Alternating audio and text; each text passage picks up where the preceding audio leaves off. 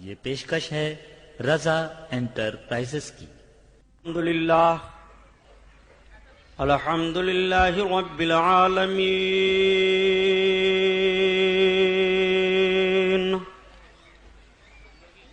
والصلاة والسلام على سید المرسلین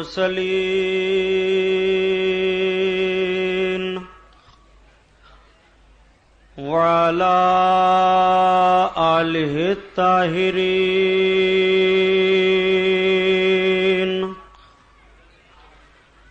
واصحابہ المطہرین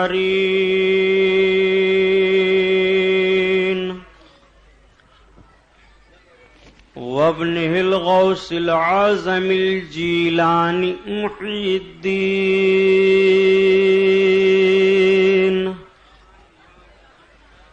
وأهل بيته أجمعين۔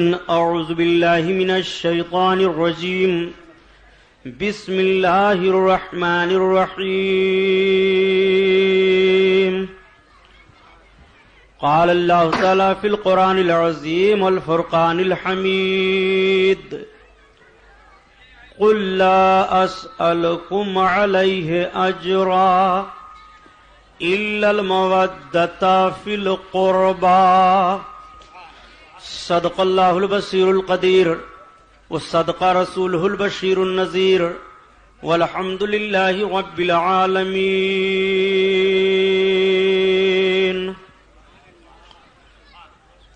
لائق صد احترام علماء اہل سنت، قابل قدر سامعین حضرات، آئیے ہم اور آپ سب سے پہلے اپنے اور ساری کائنات کے مرکز عقیدت حضور رحمت للعالمین، شفیع المذنبین، رسول گرامی وقار، محبوب پروردگار، دونوں عالم کے مالک و مختار حضور محمد الرسول اللہ صلی اللہ تعالی علیہ وسلم کے دربار پرانوار میں درود شریف کا نذرانہ پیش فرمائیں۔ پڑھیے بلند آواز سے، اللہم صلی علی سیدنا مولانا محمد معدن الجود والکرم وعلی آلہ وبارک وسلم، صلاۃ و سلام علیک یا رسول اللہ صلی اللہ تعالی علیہ وسلم۔ پورا مجمع خیر و برکت کے لیے اور درود شریف پڑھ لیجیے، اللہم صلی علی سیدنا مولانا محمد معدن الجود والکرم وعلی آلہ وبارک وسلم، صلاۃ و سلام علیک یا رسول اللہ صلی اللہ تعالی علیہ وسلم۔ حضرات گرامی، آج کا یہ عظیم الشان نورانی تاجدار کربلا کانفرنس، جس میں ہم اور آپ شرکت کی سعادت حاصل کیے ہوئے ہیں، جس کے انعقاد کرنے والے مدرسہ اہل سنت نوریہ سبحانیہ ریاض العلوم کے تمام ارکان اور محب گرامی جناب محترم قاری محمد وسیم صاحب، الحاج سیٹھ محمد صدیق صاحب، سیٹھ شیدہ حسین صاحب، سیٹھ سمیع اللہ صاحب، یہ جملہ حضرات، میں سارے ارکان کے نام نہیں جانتا ہیں، رب العزت ان حضرات کی محنتوں کو قبول فرمائے۔ آپ حضرات کو سب سے زیادہ خوشی ہونی چاہیے کہ آپ کے اس اسٹیج پر آپ کے اسی حلقہ انتخاب سے منتخب کیے گئے شہزادہ مخدوم حضرت محترم علامہ صاحب الفضیلت سہیل اشرف صاحب قبلہ مدہ ذلہ العالی MLA تشریف فرما ہیں اسٹیج پر۔ ابھی حضرت سید صاحب قبلہ نے ارشاد فرمایا کہ سبحانی صاحب، میں اس کانفرنس کے لیے بڑی دقتوں کا سامنا کیا ہوں، ایروپلین سے دلی گیا، دلی سے آیا، اس کانفرنس میں فوراً شریک ہو رہا ہوں۔ اگر آپ حضرات سے ان کو محبت نہ ہوتی تو اپنا قیمتی وقت ایسے ماحول میں یہ آپ کو کیوں دیتے؟ ان کا آنا قوم و ملت کے لیے ہمدردی کا اعلان ہے، اور میں نے تو کئی جگہوں پر کہا کہ سید سہیل اشرف کسی آسان آدمی کا نام نہیں ہے، بلکہ قوم و ملت کے لیے ایک مضبوط چٹان مدبر انسان کا نام ہے۔ ان کے گھر میں دولت کی کمی نہیں، ان کے تو جد اعلیٰ سرکار سیدنا مخدوم اشرف کچھوچھوی رحمت اللہ تعالی علیہ نے اپنی سلطنت کو اسی قوم و ملت کے فروغ کے لیے ٹھوکر مار دی تھی۔ تو یہ اقتدار کے لیے نہیں بلکہ قوم کو دینی اور ملی اعتبار کے لیے قوم کے سامنے آتے ہیں۔ اس لیے جب آپ کو ہمیں یہ آواز دیں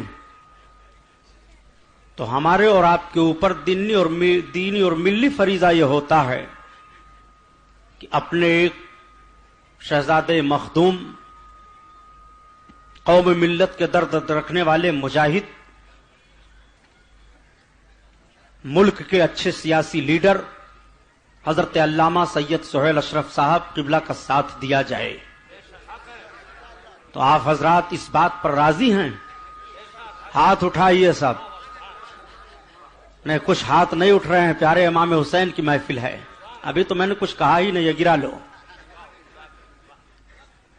اب جب سید صاحب قبلہ آپ کے سامنے آئیں گے تو آپ کو فیصلہ کرنا ہوگا کہ ہم کو سید پسند ہے، مخیر قوم جو ہو وہ پسند ہے، کہ گلی اور گٹر میں اور شراب کے نشے میں دھت رہنے والے پسند ہیں۔ اس لیے آپ کو یہ فیصلہ کرنا پڑے گا کہ ہم اس کو پسند کرتے ہیں جو شراب سے نفرت کرائے،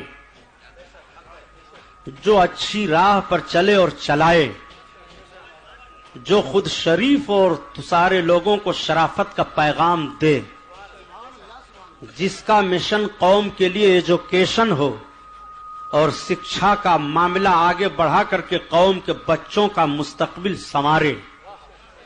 ہمیں ایسے بہترین سیاسی لیڈر اور اپنے دین کے معاملات میں رہنما کی ضرورت ہے۔ میں تمام کمیٹی کی طرف سے ایم ایل اے سید سہیل اشرف صاحب کا شکر ادا کرتا ہوں اور امید کرتا ہوں کہ یہ قوم کی ہر بات کا جواب رات کی تاریکی میں بھی قوم پکارے، اپنے جھوپڑے سے پکارے تو دینے کے لیے تیار رہیں گے۔ اب درود شریف پڑھیے، پھر بات آگے بڑھے۔ اللہم صلی علی سیدنا مولانا محمد معدن الجود والکرم وعلی آلہ وبارک وسلم، صلاۃ و سلام علیک یا رسول اللہ صلی اللہ تعالی علیہ وسلم۔ تو آئیے حسب معمول سب سے پہلے اعلی حضرت عظیم البرکت آیت من آیات اللہ معجزۃ من معجزات رسول اللہ 14ویں صدی کے مجدد اعظم امام احمد رضا خان علیہ الرحمت والرضوان کی مقدس نعت پاک سے بیان کا آغاز ہو۔ اعلی حضرت اپنے آقا صلی اللہ علیہ وسلم کی نعت کہتے ہیں۔ نعت کا مطلب کہ سرکار کی تعریف نظم میں کرتے ہیں، اور سرکار کی تعریف کیا ہوتی ہے؟ ایسا لگتا ہے کہ رسول کریم صلی اللہ تعالی علیہ وسلم کی 63 سالہ مقدس زندگی ہمارے نگاہوں کے سامنے ہے اور ہم آقا کے جلووں کا نظارہ کر رہے ہیں۔ آقا کریم صلی اللہ علیہ وسلم کے مبارک چوکھٹ سے آواز آ رہی ہے کہ سارے لوگوں کے لیے یہ در کھلا ہوا ہے۔ واہ کیا جود و کرم ہے شہ بتا تیرا، واہ کیا جود و کرم ہے شہ بتا تیرا، واہ کیا جود و کرم ہے شہ بتا تیرا، نہیں سنتا ہی نہیں مانگنے والا تیرا، مانگنے والا تیرا۔ آقا کریم صلی اللہ علیہ وسلم کا در کریم سب کے لیے کھلا ہے۔ میرے آقا کا جود، سرکار کی بخشش ایسا ہے کہ جو بھی آقا کی بارگاہ میں ہاتھ پھیلا دے، سوال عرض کر دے، چاہے مدینہ شریف میں حاضر ہو کر اور چاہے دنیا کے کسی گوشہ سے، تو تو آقا اپنے اس چاہنے والے کے ہاتھ کو خالی نہیں فرماتے، اس لیے کہ رب نے انہیں اپنا محبوب بنایا ہے۔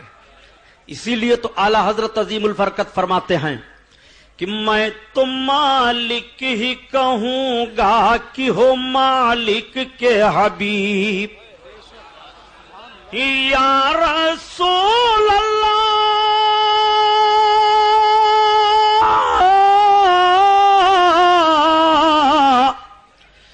میں تو مالک کہوں گا کہ ہو مالک کے حبیب،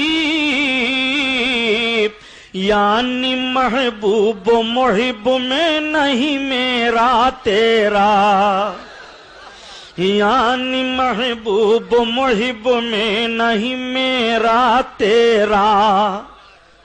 تو سارے لوگ سرکار کے کرم سے روزی پا رہے ہیں، سرکار کا عاشق ہو وہ بھی، نبی کونین صلی اللہ علیہ وسلم کے خلاف تلواریں اٹھانے والا ہو وہ بھی، سرکار کے عشق میں رات میں تنہائی میں آنسو بہانے والا ہو وہ بھی، اور بزم انجمن میں نبی کونین کی نعت گنگنانے والا ہو وہ بھی، آقائے کریم صلی اللہ علیہ وسلم کے کرم والے دسترخوان سے سارے لوگ سیراب ہو رہے ہیں، سارے لوگوں کا بھلا ہو رہا ہے، چاہے وہ آسمان والے ہوں، چاہے زمین والے ہوں، چاہے جیسے ہوں، سب سرکار کے خوان کرم ہی سے پرورش پا رہے ہیں۔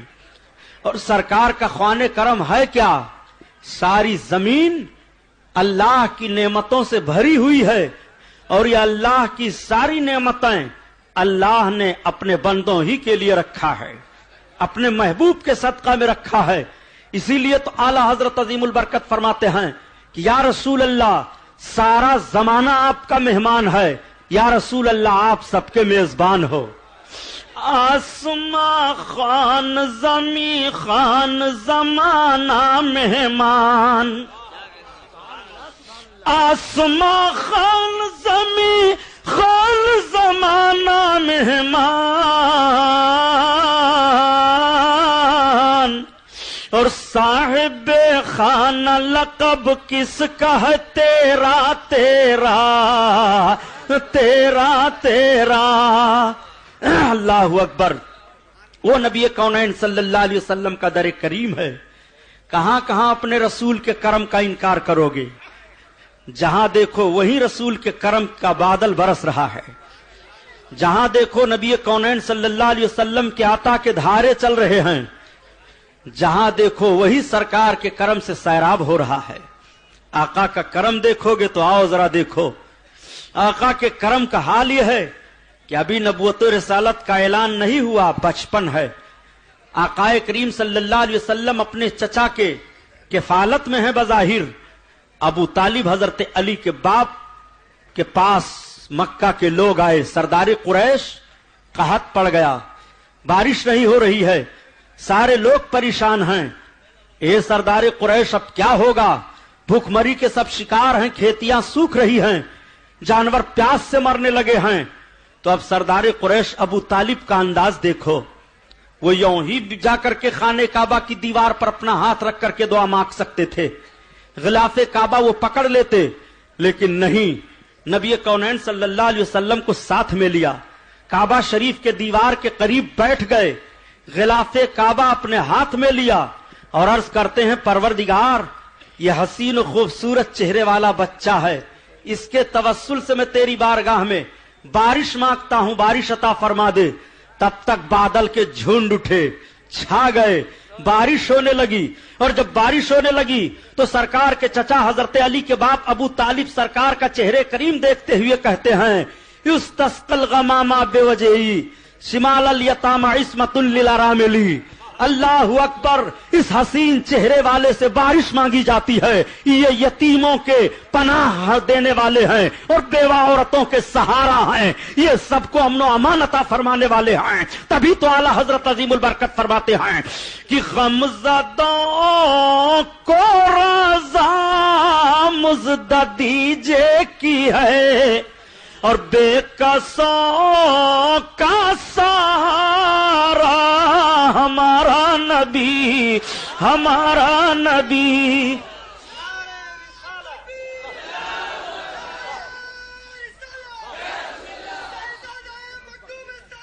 دیکھو کتنی عطا ہے نبی کونین کی. بات آ گئی تو میں عرض کر دوں, میرے سرکار کی نگاہ پاک جب ہند کی طرف ہے تو کیا رسول کونین صلی اللہ علیہ وسلم کے کرم کی نگاہ کربلا کی طرف نہیں اٹھ رہی ہے؟ آپ ذرا غور فرمائیں, مدینہ شریف کی سرزمین ہے, نبی کونین صلی اللہ علیہ وسلم اپنے حجرے مقدسہ پر تشریف فرما ہیں, دروازے پر میرے سرکار کھڑے ہیں, آقائے کریم کے لبہائے ناز پر مسکراہٹ ہے, سرکار مسکرا رہے ہیں. میرے آقا کے مسکرانے کا انداز یہ تھا کہ صحابہ فرماتے ہیں کہ کبھی بھی میرے سرکار ٹھٹھا کر کے نہیں مسکرائے, میرے آقا نے قہقہا نہیں لگایا, بلکہ میرے آقا کو جب انتہائی مسکراہٹ آتی تھی تو سرکار کے لبہائے پاک سے دندان مبارک ظاہر ہوتے تھے اور ایسا لگتا تھا کہ سورج کی شعاعیں پھیل رہی ہیں. میرے آقا مسکرا رہے ہیں اور سرکار کے لب پر جب مسکراہٹ آ جائے تو نبی کونین کے لبہائے پاک کا حال کیا ہوگا؟ اعلیٰ حضرت عظیم البرکت اس کی تشریح فرماتے ہیں کہ پتلی پتلی گلے قدس کی پتیاں ان لبوں کی نزاکت پہ لاکھوں سلام, لاکھوں سلام. اللہ اللہ. میرے سرکار صلی اللہ تعالی علیہ وسلم سے کسی نے عرض کیا, یا رسول اللہ آپ مسکرا رہے ہیں؟ سرکار نے فرمایا, ہاں میں ہند کی طرف دیکھ رہا ہوں, میں ہندوستان کی طرف دیکھ رہا ہوں. ہند سے مجھ کو وفا کی خوشبو آ رہی ہے, ہندوستان سے مجھے وفا کی خوشبو آ رہی ہے. یہ نبی نے فرمایا. ڈاکٹر اقبال نے اسی کی ترجمانی کی ہے, میرے عرب کو آئی بوئے وفا جہاں سے, میرا وطن وہی ہے, میرا وطن وہی ہے. نبی کونین صلی اللہ علیہ وسلم کی وفا کی خوشبو ہیں کون؟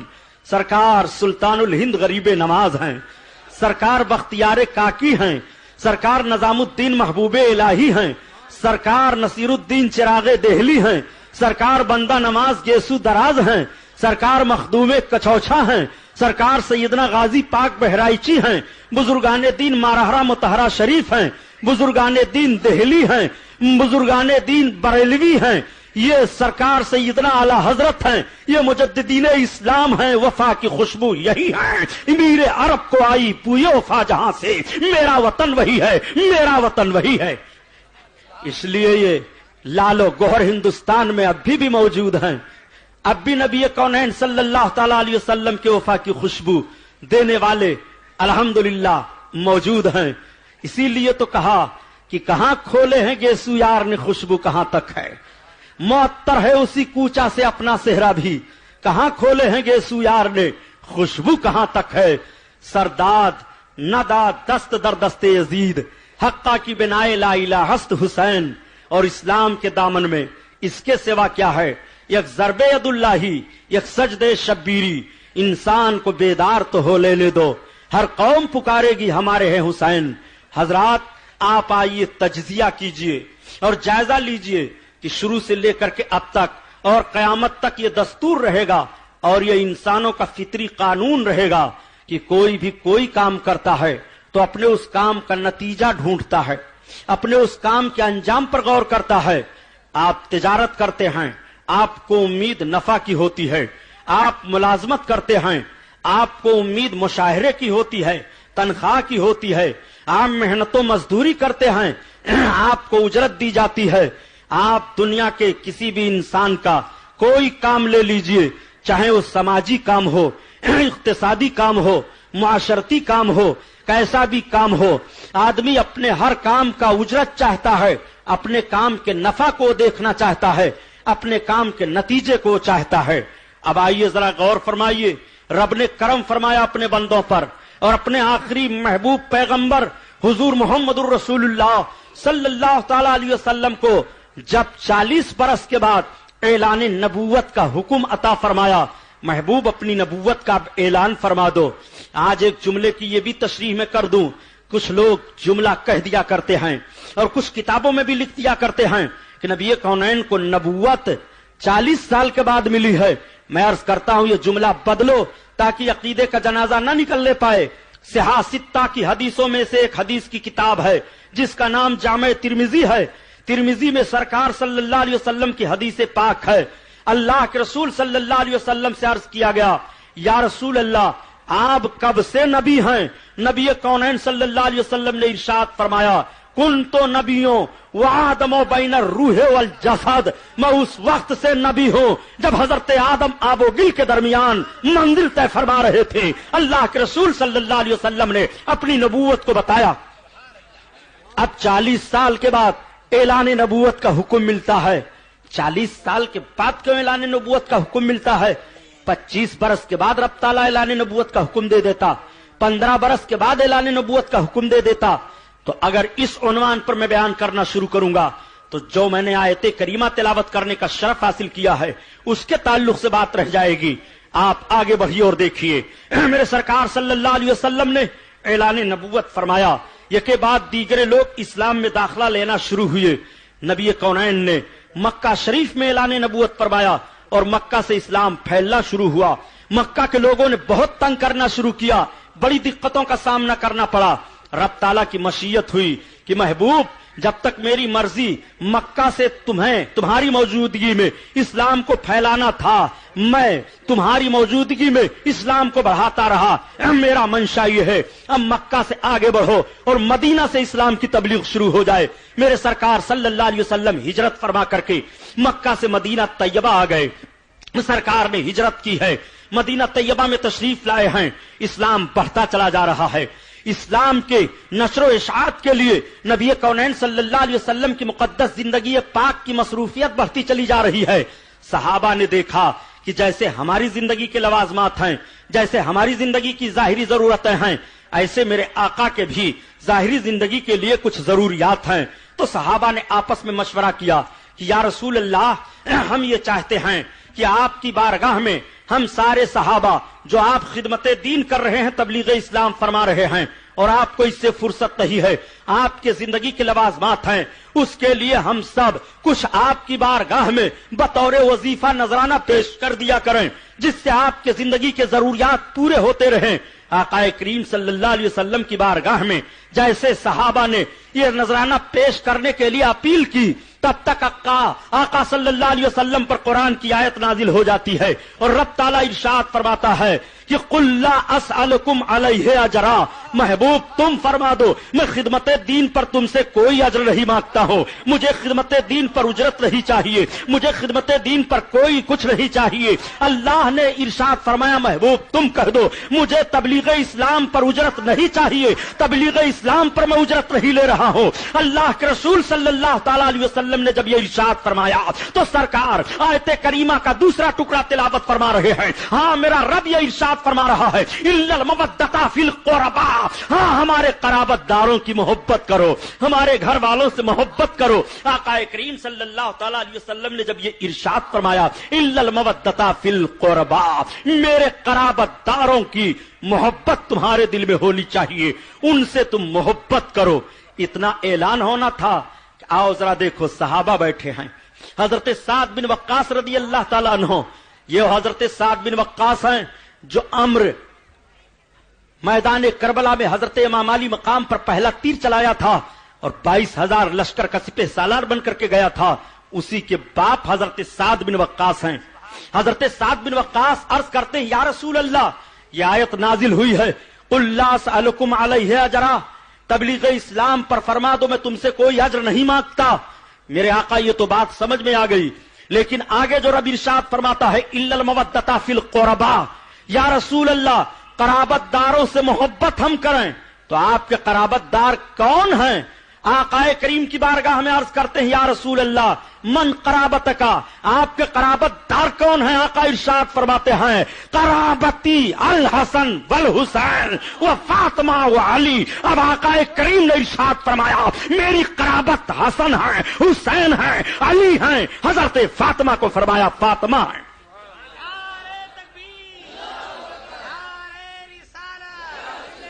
सारे सहाबा सुन रहे हैं कि यह आयत खातून जन्नत फातिमा जहरा, हजरत अली, हजरत इमाम हसन, हजरत इमाम हुसैन के बारे में नाजिल हुई है। इसको आयत मवद्दत कहते हैं। रब ने कुरान फरमा दिया कि हुसैन से मोहब्बत करो, رب نے قرآن میں حکم دے دیا کہ میرے محبوب کے قرابت داروں سے مودت کرو. اسی لیے تو میرے آقا ارشاد فرماتے ہیں جس نے حسین سے محبت کی اس نے مجھ سے محبت کی. جس نے حسین کو چاہا اس نے مجھ کو چاہا. اور جس سے حسین راضی ہو گئے اس سے میں راضی ہوں. اور جس سے میں راضی ہوں اس سے اللہ راضی ہے. اور جس سے اللہ راضی ہو اس کا ٹھکانہ جنت ہے. نعرہ تکبیر، نعرہ رسالت اہل سنت، نوری مسجد. آیت مودت ذہن میں رکھو. قرآن کا ایک حوالہ یہ لو، دوسرا حوالہ دے رہا ہوں. حضرت امام حسین اور حضرت امام حسن، ان کے باپ ان کی ماں کے تعلق سے قرآن میں رب تعالیٰ آیتیں نازل فرما رہا ہے اپنے محبوب پر. ذرا دیکھو تو اللہ کے رسول صلی اللہ علیہ وسلم اپنی بیوی ام المومنین حضرت ام سلمہ کے حجرے پاک میں تشریف فرما ہیں. تب تک سرکار پر آیت کریمہ نازل ہوئی. حضرت جبریل علیہ الصلوۃ والتسلیم آیت لے کر کے آ گئے. انما یرید اللہ یذهب انما یرید اللہ عنکم الرجس ویطہرکم تطہیرا. اللہ نے اپنے محبوب پر قرآن کی آیت نازل فرما دیا. محبوب، اللہ چاہتا ہے کہ تم سے اور تمہارے گھر والوں سے آلودگی کو پاک فرما دے. ویطہرکم تطہیرا، اور تمہیں خوب خوب پاک فرما دے.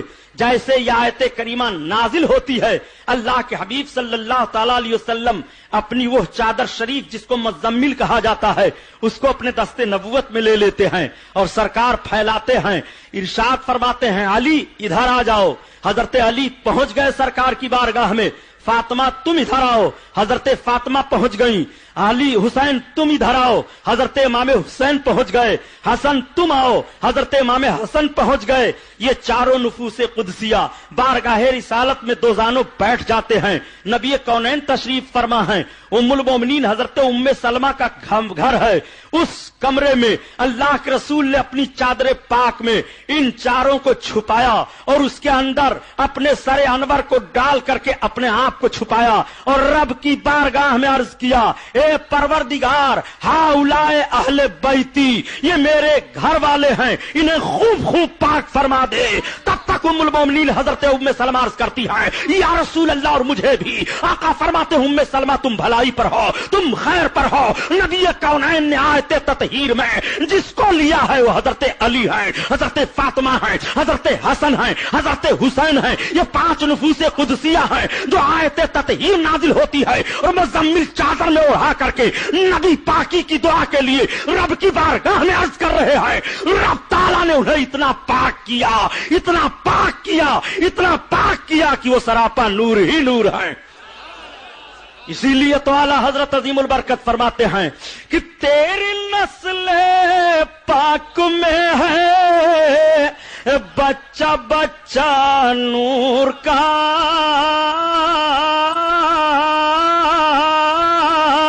اور تو ہے نور تیرا سب گھرانہ نور کا. تو ہے نور تیرا سب گھرانہ نور کا.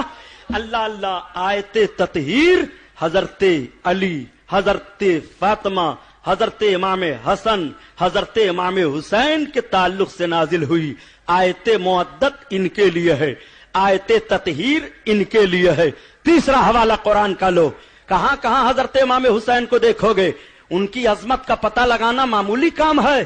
جب ان کے لیے ان کے نانا نے فرما دیا میں حسین سے ہوں، حسین مجھ سے ہیں، تو نہ ان کے نانا کی مثال ہے نہ حضرت امام حسین کی مثال ہے. اللہ اکبر. اسی لیے تو ڈاکٹر اقبال نے کہا، اسلام کے دامن میں اس کے سوا کیا ہے، یک ضرب ید اللہ، یک سجد شبیری. اللہ اکبر. اب آؤ دیکھو تیسری آیت کریمہ، وہ آیت مباہلہ ہے. اللہ کے رسول صلی اللہ علیہ وسلم کی بارگاہ میں نجران کے 14 عیسائیوں نے چیلنج کر دیا، محمد ہم آپ سے مناظرہ کرنا چاہتے ہیں. مناظرے کی صورت مباہلہ ہوگی. مباہلہ کا مطلب یہ ہوتا ہے کہ دونوں فریق ایک دوسرے پر اللہ کی بارگاہ میں ہلاکت کی دعا مانگے اور لعنت بھیجیں. جو حق پر ہوگا وہ بچ جائے گا، جو باطل پر ہوگا وہ نیست و نابود ہو جائے گا. اس کو مباہلہ کہتے ہیں. آقائے کریم نے مباہلہ منظور فرما لیا. میرے سرکار صلی اللہ تعالی علیہ وسلم پر آیت مباہلہ نازل ہوئی. محبوب تم اپنے بچوں کو بلا لو, اپنی عورتوں کو بلا لو, اپنے گھر والوں کو بلا لو. تو میرے آقا نے کس کو بلایا؟ ارشاد فرماتے ہیں علی ادھر آ جاؤ. آیت میں رب تعالیٰ فرماتا ہے مردوں کو اپنے بلا لو. میرے سرکار مردوں میں حضرت علی کو بلاتے ہیں. رب نے ارشاد فرمایا عورتوں کو بلا لو. نساءنا, ہم اپنی عورتوں کو بلاتے ہیں, عورتوں کو بلاؤ. آقا کریم نے عورتوں میں سیدۃ النساء العالمین حضرت خاتون جنت کو بلایا, اپنی شہزادی کو بلایا, اور حضرت امام حسن کو بلایا, امام حسین کو بلایا.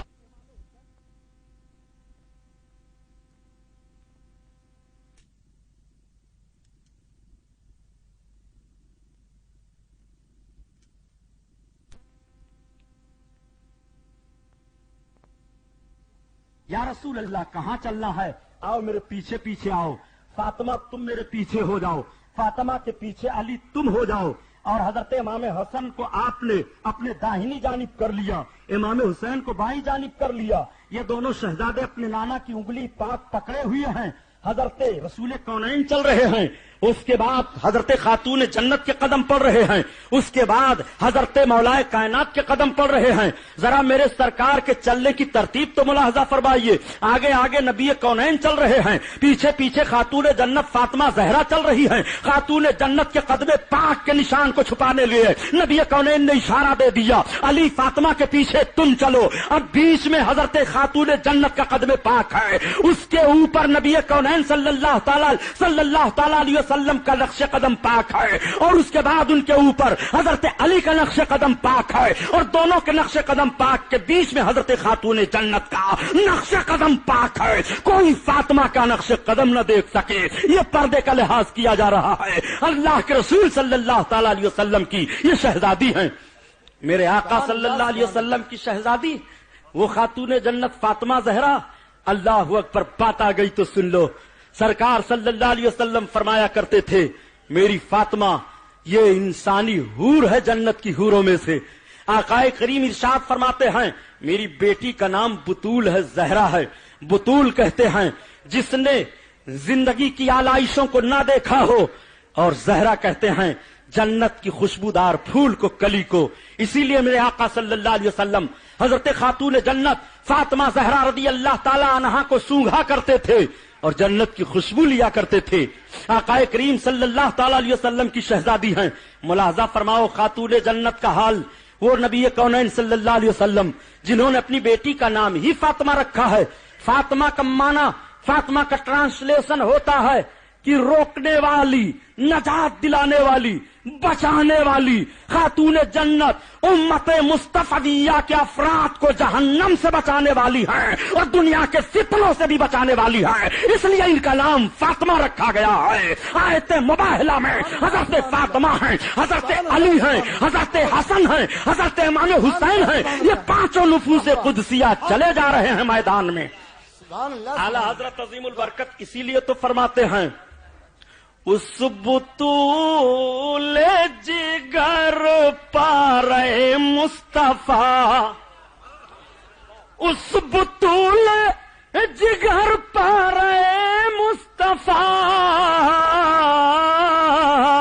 اور حجلہ آرائے عفت پہ لاکھوں سلام, لاکھوں سلام. جن کے عظمت و عزت کا روم حجرہ الحمدللہ تقدس سے اور طہارت سے سجا دیا گیا ہو. اعلیٰ حضرت کے شعر پر غور فرمائیے, علماء زیادہ سمجھیں گے. اس بطول جگر پارے مصطفیٰ, حجلہ آرائے عفت پہ لاکھوں سلام, اور جس کا آنچل نہ دیکھا مہو مہر نے, جس کا چلا دیکھا مہو مہر میں نے, اس ردائے نزاہت پہ لاکھوں سلام, لاکھوں سلام. اور آیت تطہیر میں جس کے پودے جمے, آب تطہیر میں جس کے پودے جمے، آب تطہیر میں جس کے پودے جمے، اس ریاض نجابت پہ لاکھوں سلام، لاکھوں سلام۔ اور طیبہ طاہرہ سیدہ زاہدہ، طیبہ طاہرہ سیدہ زاہدہ، جان احمد کی راحت پہ لاکھوں سلام، لاکھوں سلام۔ یہ حضرت خاتون جنت فاطمہ زہرا رضی اللہ تعالیٰ عنہ ہیں۔ اس کو تیز کرواؤ۔ آیت مباہلہ میں یہی پانچوں نفوس قدسیاں ہیں۔ اللہ اکبر۔ میرے آقا میدان میں لے کر پہنچ گئے، ادھر سے نجران کے 14 عیسائی آ رہے تھے۔ ایک پہاڑی کے اوپر جیسے وہ لوگ پہنچے، اس نورانی قافلہ پر نگاہ پڑ جاتی ہے۔ ان 14 عیسائیوں میں جو سب سے بڑا عالم تھا، اس نے کہا میرے ساتھیوں ٹھہر جاؤ۔ کہا کیوں؟ کہا وہ دیکھو محمد آ رہے ہیں، میں ایسا نورانی چہرہ دیکھ رہا ہوں اور ان کے دائیں بائیں ایسی شکل و صورت والوں کو دیکھ رہا ہوں کہ اگر انہوں نے ہم لوگوں کے لیے ہلاکت کی دعا کر دی اور ان نورانی چہرے والوں نے آمین کہہ دیا تو پوری زمین پر ایک بھی عیسائی قیامت تک باقی نہیں بچے گا۔ اس لیے عافیت ہے کہ خاموش ہو جاؤ۔ اور اس کے بعد وہ سارے لوگ، آیت مباہلہ نازل ہوئی، مباہلہ کرنے سے بھاگ جاتے ہیں۔ میرے آقا صلی اللہ تعالی علیہ وسلم کے نمازوں کی عظمت کو سمجھو۔ آیت مودت ان کے لیے ہے، آیت تطہیر ان کے لیے ہے، آیت مباہلہ ان کے لیے ہے۔ اب ذرا اپنے آقا کا فرمان سنو۔ آقا ارشاد فرماتے ہیں الحسن والحسین سید الشباب اہل الجنہ، حضرت امام حسن و حسین جنتی جوانوں کے سردار ہیں۔ ان ساری باتوں کو تو آپ سنتے رہو گے، لیکن آج وجہ کیا ہے پیارے کہ کربلا کے میدان کی لڑائی سب سے زیادہ یاد کی جاتی ہے۔ جب محرم کا مہینہ آتا ہے تو ساری دنیا میں جتنے انسان ہیں سب کے ذہن و فکر پر کربلا کی لڑائی کا ماحول چھا جاتا ہے۔ ہر سنجیدہ طبقہ آپ اپنی آنکھوں سے آنسو جاری ہوتا ہوا دیکھتا ہے۔ سب کا دل جب 10 محرم کی تاریخ آتی ہے تو ضرور پسیج جاتا ہے۔ کوئی بھی ہو، کسی بھی حالت میں ہو، کسی بھی مکتبہ فکر کا ہو، کیسے بھی انداز سے رہ رہا ہو، لیکن ضرور حضرت امام حسین کی شہادت کا اثر اس کے چہرے سے نمایاں ہو جاتا ہے، اور اس کو اپنی زبان سے بھی کہہ دینا پڑتا ہے، وہ یہ اعلان کر دینا پڑتا ہے کہ انسان کے اسلام کے دامن میں اس کے سوا کیا ہے؟ یک ضرب ید اللہ، یک سجدہ شبیری۔ بھائی میٹنگ کرنا ہو تو میں تقریر بند کر دوں، ڈسٹرب ہو رہا ہے معاملہ۔